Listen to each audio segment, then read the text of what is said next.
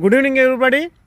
ప్రతి ఒక్కరికి డిఎస్సి అభ్యర్థులు ఎవరైతే ఉన్నారో డిఎస్సి రాసిన వాళ్ళకి నేను ఒకటే చెప్పదలుచుకున్నాను. కటాపుల గురించి చాలా అపోహాలు యూట్యూబ్ ఛానల్లో హల్చల్ చేస్తున్నాయండి. ఇవన్నీ రాంగ్ అండి, ఫేక్ న్యూస్ అండి. దయచేసి ప్రభుత్వాలు ఎప్పుడు కూడా తెలివిగా ఉంటాయండి. ప్రభుత్వంలో ఉన్న వాళ్ళు కూడా తెలివి మేధావులండి. అక్కడ కూర్చున్నది కంప్యూటర్లు తప్పు చేయవండి. కంప్యూటర్లో మేము ఒకటి పెడితే ఒకటి ఆన్సర్ అని చెప్తున్నారు. ఇవన్నీ రాంగ్ అండి, ఫేక్ న్యూస్ అండి, వ్యూస్ కోసం పెడుతున్నారు. దయచేసి ప్రభుత్వాలు వాళ్ళు మేధావులండి, వాళ్ళకి కావాల్సిన మేధావులను తీసుకుంటారు, అంతేగాని అమాయకులను ఎవరిని తీసుకోరండి.